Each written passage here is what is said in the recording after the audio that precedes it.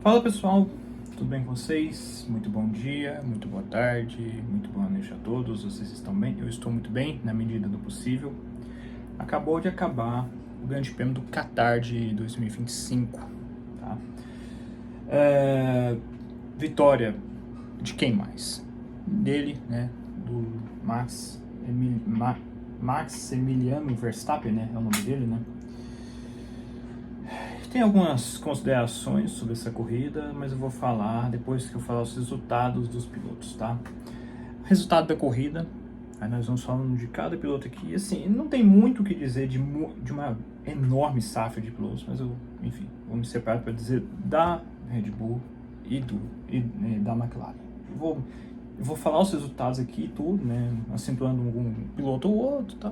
Como sempre faço, mas vou acentuar muito na McLaren e na Red Bull, por exemplo, tá? Verstappen vence a corrida, né? Segundo, Oscar Piastri. Terceiro, Carlos Sainz. Lando Norris em quarto. Antonelli em quinto. Russell em sexto. Alonso em sétimo. Leclerc em oitavo. Liam Lawson em nono. Yuki Tsunoda em décimo. Alexander Albon em décimo primeiro. Hamilton em décimo segundo. Décimo terceiro, Gabriel Bortoleto. 14º, Franco Colapinto. 15º, Esteban Ocon. 16º, Pierre Gasly. 17º, os que abandonaram, né? Lance Stroll, Hadjar, Berman e Hülkenberg foram os que abandonaram, tá?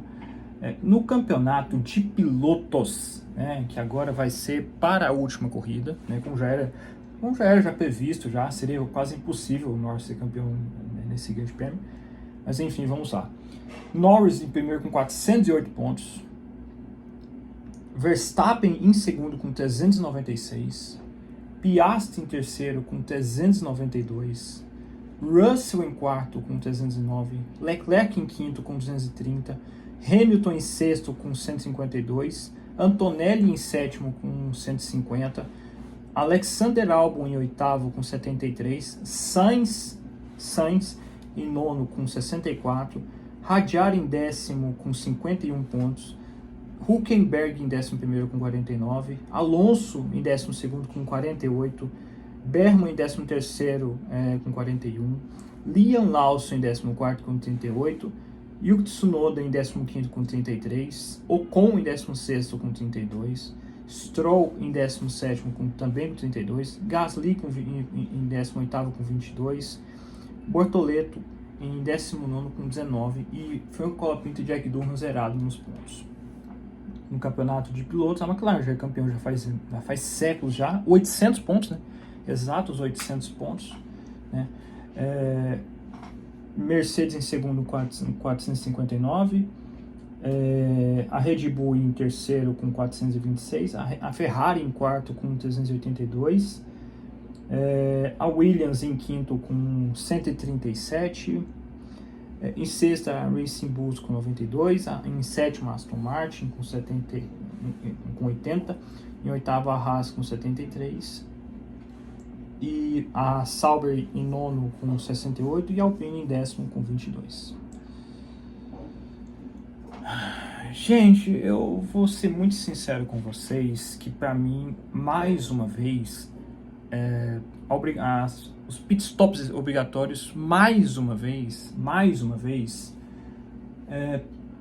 tal qual foi anos atrás, né, nessa mesma corrida, para mim é algo totalmente inútil, na minha humilde opinião, tá? E soma-se o fator inutilidade, somado com uma pista pensada para MotoGP, né? Você ter esse tipo de estratégia, você ter esse tipo de ideias, claro que por conta da incompetência da fornecedora de pneus, em um circuito como este, é uma péssima ideia. Eu sempre reclamo muito desses malditos trenzinhos que a gente, infelizmente, tem que ver toda santa corrida e que enche a porra do saco, né? E mais uma vez se concretizou. Né? E mais uma vez se concretizou. Uma corrida parada, uma corrida sem nenhuma ultrapassagem, não vamos ver mesmo. O único que tentou uma, assim, claro, né, teve uma ultrapassagem lá, cá e tudo mais, né, e tal, beleza. Mas se você colocar um consenso geral desta corrida, não houve nenhuma ultrapassagem. Não houve nenhuma ultrapassagem. Então, falando sobre a corrida, essa corrida tem que acabar. Esse grande prêmio, esse prêmio do Qatar, com todo respeito aos fãs que estão lá no Qatar e tudo, mas este grande prêmio tinha que se encerrar hoje, porque este circuito não tem a mínima condição, entendeu? Então, a fornecedor de pneus não tem competência para fazer pneus que deem a segurança de fazer um stint maior do que 25 voltas, porque o enredo é o seguinte, é todo mundo fazer o máximo 25 voltas, não importasse se fosse com pneus macios, pneus médios, pneus duros, não importasse. A regra era que você tinha que fazer no máximo 25 voltas.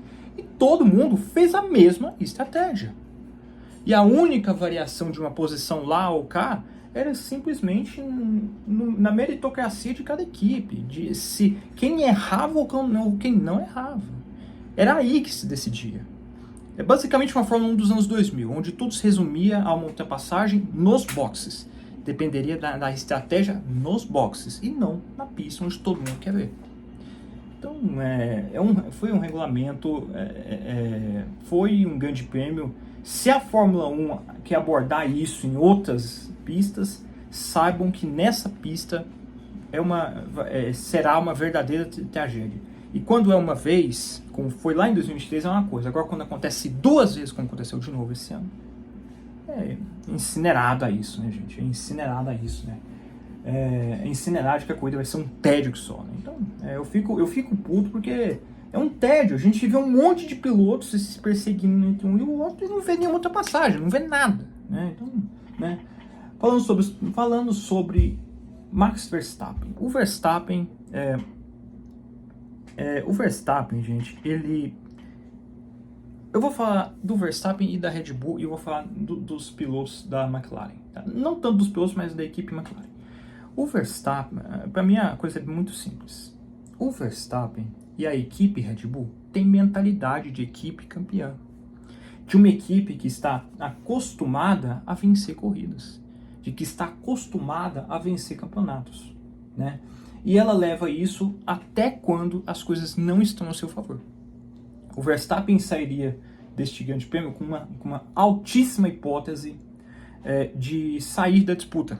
Tá? Ele correria um sério risco de nem sequer disputar em Abu Dhabi, no último GP do ano, o campeonato. Né? Mas o Verstappen tem a competência, principalmente a Red Bull tem muita competência nessas horas. Sabe por que eu falo isso? Vocês se lembram quando eu falei de que todo mundo tinha uma estratégia muito simples de se fazer? Não tem segredo. Vai até 25 voltas. Mas aí entra a McLaren. Na 7ª para a 8ª volta, olha a volta que isso acontece. O Hülkenberg tenta ultrapassar o Pierre Gasly por fora. Há uma questão interpretativa, né? O Hülkenberg tenta ultrapassar, ele, diferente dos outros pilotos, tentou fazer alguma ultrapassagem, né? E o Hülkenberg acaba batendo no carro do Pierre Gasly. Nossa, tem que cortar o cabelo grande pra cacete, nossa, toda hora, né? Saco. E o Hülkenberg, ele tenta ultrapassar o Gasly por fora, né? Há a interpretação de que o Gasly embarrigou a curva e a interpretação de que o Hülkenberg ele simplesmente ignorou um pouco a presença do Gasly. Na minha visão, acho que o Gasly realmente engordou a curva e o Hülkenberg, acho que também o Hülkenberg também tem um pouco de participação nisso, porque eu acho que ele foi muito otimista ali, não sei. Mas assim, ele tinha que tentar algo diferente, né? Ele não tinha muito aonde ele fugir, né? Não tinha muito o que ele fazer de diferente disso, né, gente? Então, e aí, todos, eu digo todos, assim, uma rara exceção, acho que o Ocon também, né, não param. E os que não pararam, adivinha quem foi? Oscar Piastri e a McLaren, e o Lando Norris. Eles não pararam. Do Verstappen em diante, todo mundo parou, acho que menos o Ocon. E aí, ficou nesse debate. Por quê? Porque com isso, com o safety car acionado, todo mundo enfileiradinho, que nem na corrida como um todo, né? Que nem na corrida como um todo, só que de terno e gravata, né? Ou seja, na tela do safety car, todo mundo ali já tinha feito as suas devidas paradas. E a McLaren não parou, né?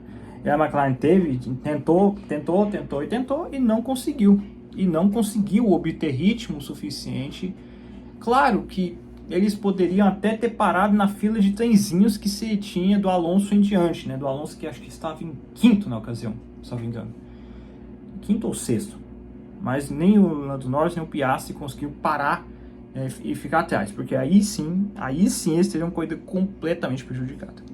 Só que eles não parando, eles teriam que parar 2 vezes depois do safety car, enquanto todo mundo já tinha que parar só uma vez. E aí complicou tudo para eles. Eles tiveram que tentar ter ritmo de sobra, né, mesmo apesar da superioridade da McLaren. A McLaren não teve ritmo para isso. Nenhum dos dois, nem o Piastri, nem o Norris, principalmente o Norris. Então, aí eles tiveram de fazer a corrida da vida deles. Cada volta era uma tensão, cada volta era um peso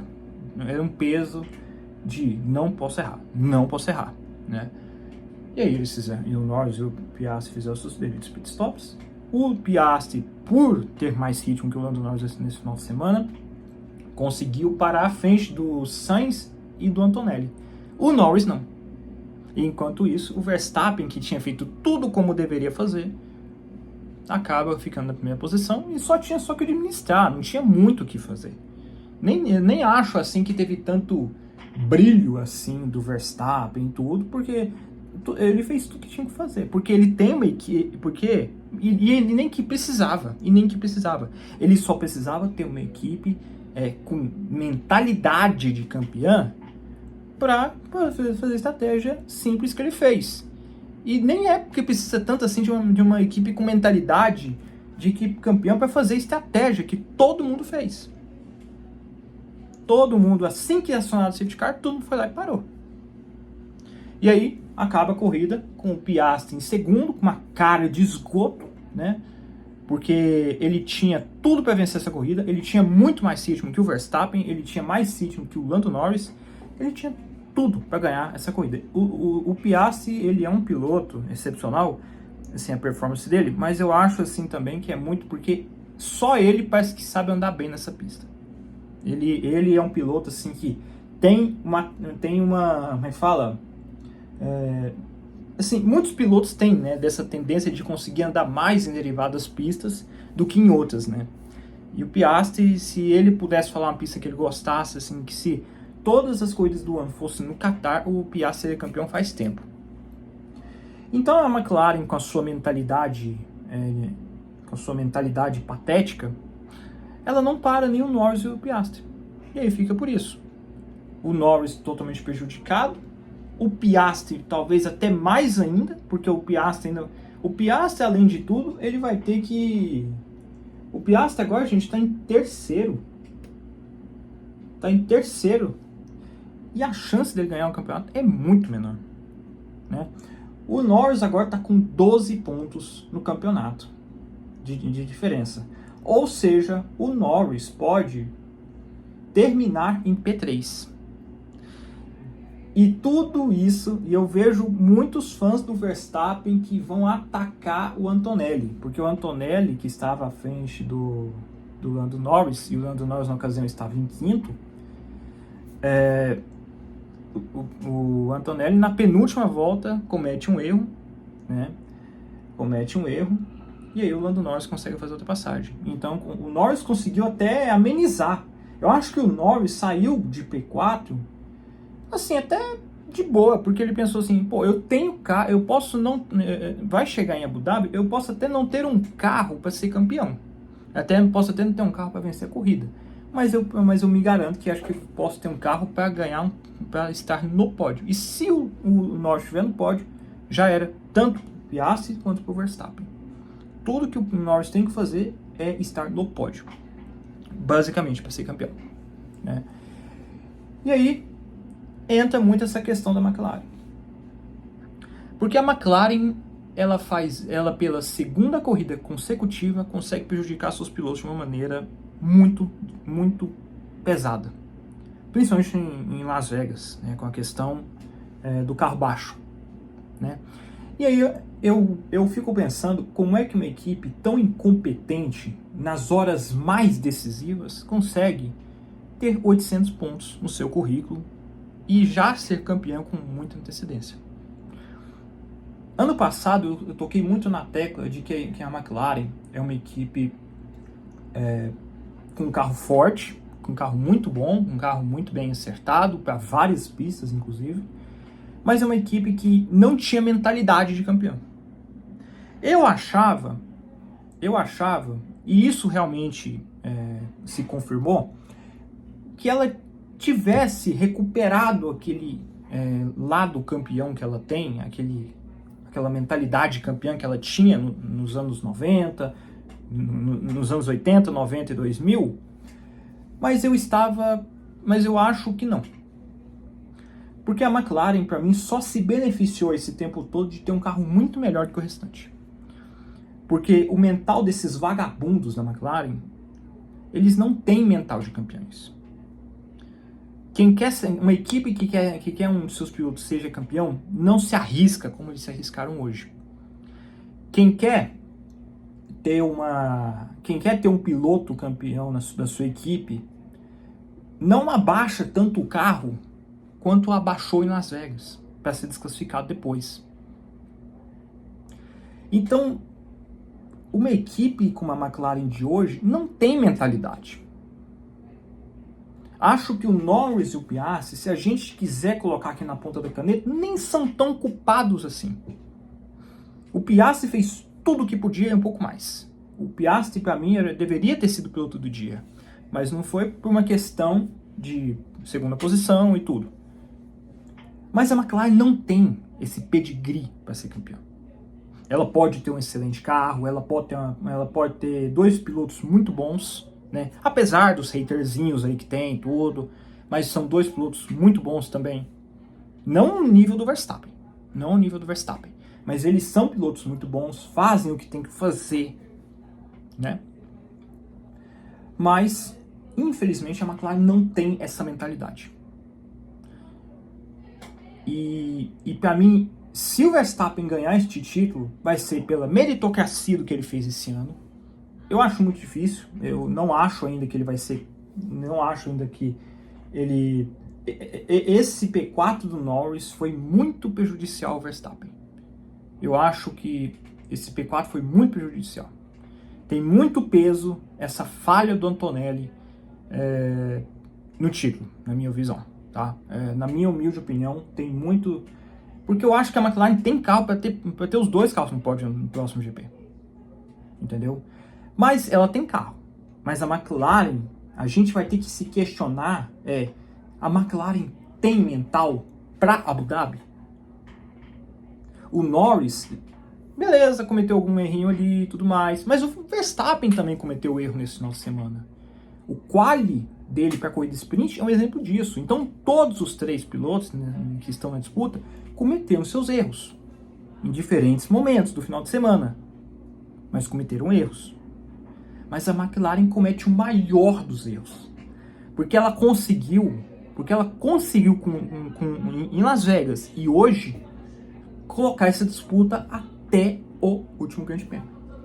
E ainda por cima, colocar o Piastri em P3 no campeonato de pilotos. Então, o Piastri tem todo o direito para ficar com cara de bunda. Porque ele foi completamente massacrado por essa estratégia vagabunda da McLaren. Porque ele tinha tudo para vencer essa corrida. Tudo que ele precisava fazer, ele fez. Tudo, absolutamente tudo. O semblante do Piastri nesse final de semana era de um piloto que estava se ressurgindo. Agora, fica também a dúvida. Ele ressurgiu ou é porque a pista está completamente de acordo com o que ele é como piloto? Entendeu o que eu quero dizer? Eu fico nessa dúvida. Mas eu quero acreditar que ele tenha voltado com aquele ímpeto de antes. Antes das férias e antes daquela baboseira. E só para vocês terem noção do carro, né, gente? Lembra do Grande Prêmio da Itália? Vocês lembram do Grande Prêmio da Itália? Onde o Piastri cedeu a posição para o Lando Norris? Ele cedeu o seu... acho que foi P2, né? Foi o P2 por causa, né, do pedido da equipe, né? Em que ele falou assim, eu não concordo com isso, nós combinamos diferente disso, mas tudo bem. E hoje isso tem um impacto. Hoje isso tem impacto. Porque se não fosse isso, gente, se não fosse isso, se não fosse aqueles 3 pontinhos, ele estaria ainda atrás do Verstappen. Mas ele estaria muito mais próximo. Então, gente, é muito simbólico. Na verdade, deixa eu ver um negócio aqui.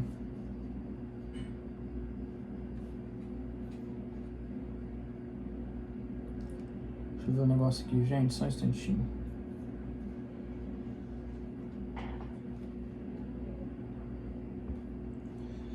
Oh, meu Deus, cadê essa porcaria, caralho?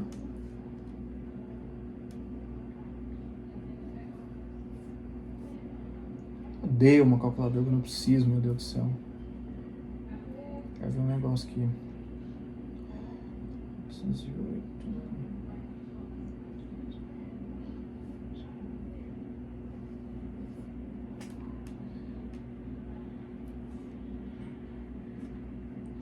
Estou fazendo a diminuição aqui, gente. O Piastri está a 16 pontos do Norris. Então é isso. Ele estaria a 13 pontos. Muito complicada a situação do Piastri. Então, gente, o que eu tenho a dizer a vocês é um pouco meio que isso, né? Para não falar que eu não falei dos outros pilotos, eu sei que o vídeo já tem 22 minutos, mas eu acho que é uma situação que, né, tinha, né...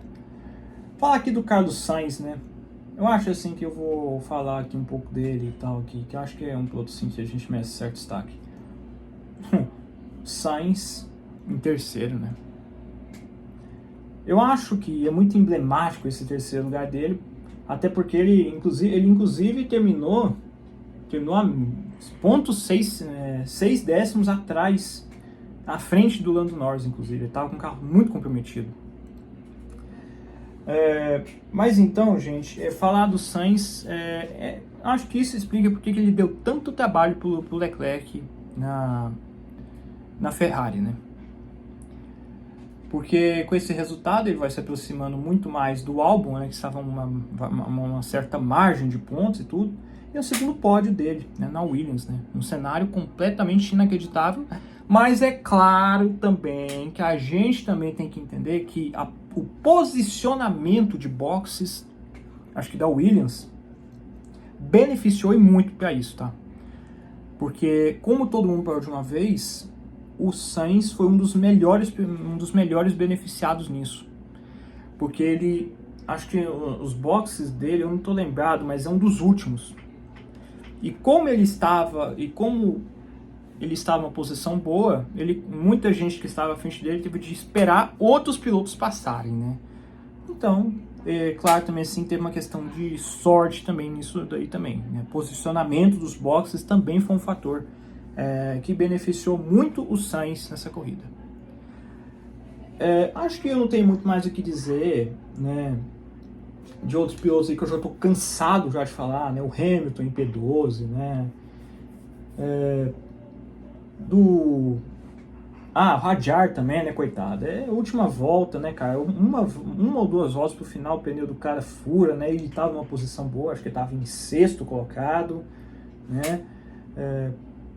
O Oliver Berman também totalmente prejudicado, né, cara? Por conta dos boxes, né, por conta da parada horrorosa que a Haas fez com ele, né? Também muito prejudicado, né? E acho que não tem muito mais a acrescentar, né? O Hamilton em P12 eu já falei, né? Acho que eu já falei, eu não lembro que eu falei há 3 minutos atrás, né? Mas enfim, Mas é decepcionante, né, para dizer o mínimo, né? Inclusive ele tá a 2 pontos só do Antonelli, tá? Ele corre sério risco de perder, de perder esse sexto lugar pro Antonelli, né? E pelo embalo que anda a Mercedes... E inclusive tem outro detalhe também, tá? No campeonato de construtores, por exemplo, a Ferrari já era para a Ferrari, tá? A Ferrari está oficialmente fora da disputa do P2 contra P3, tá? Quer dizer, não sei, eu tenho que refazer as contas aqui, mas ao que tudo indica, a Ferrari está oficialmente em quarto lugar no campeonato, né? Com esse ritmo desgraçado que ela mesma se colocou, né? E é isso aí o que o senhor John Elkann merece, né? Com aquela mentalidade inútil, vagabunda que ele tem, né? De culpar os pilotos e não culpar a porra desse carro asqueroso e nojento que eles têm, né? Mas então, senhores, a briga no construtores ali pro segundo lugar, eu imagino que está mais para Mercedes e para Red Bull, tá? Pode ser que eu esteja equivocado aqui, tá? Mas eu acho que a Ferrari está oficialmente fora da disputa do campeonato de construtores, tá? Então, gente, é isso aí que eu tenho a dizer a vocês, tá? E acho que o resumo disso tudo que a gente vai tendo aí desse ano é o seguinte, basicamente é isso, né? A McLaren não tem pedigree de equipe grande. Ela acertou a mão no carro e tudo, mas eu já disse isso no ano de 2024 e torno a dizer, ela não tem mentalidade de campeã. Quem quer ter mentalidade de campeã pararia nos boxes naquele safety car e não arriscaria. Tá? Então, para mim, isso já diz tudo sobre a mentalidade da McLaren. Equipe que quer ser campeã não abaixa demais o carro em Las Vegas, tá? Não faria isso, né? Inclusive, com esse resultado aí, o Lando Norris muito provavelmente já seria campeão, tá? Ele estaria sendo campeão agora, não fosse pela McLaren. Então é isso aí, tá? Então é isso aí, senhores, o que eu tenho a dizer para essa corrida de hoje, né? Então é isso aí, tá? Um fortíssimo abraço a todos. Falou, desculpa o vídeo demorado, mas a ocasião exigia sobre, né? Então é isso aí, senhores. Um fortíssimo abraço a todos. Pode ser que eu tenha esquecido alguma coisa, né? Mas eu acho que no mais mesmo, acho que é isso mesmo, tá? Então é isso aí. Fortíssimo abraço a todos e falou, pessoal, é nóis.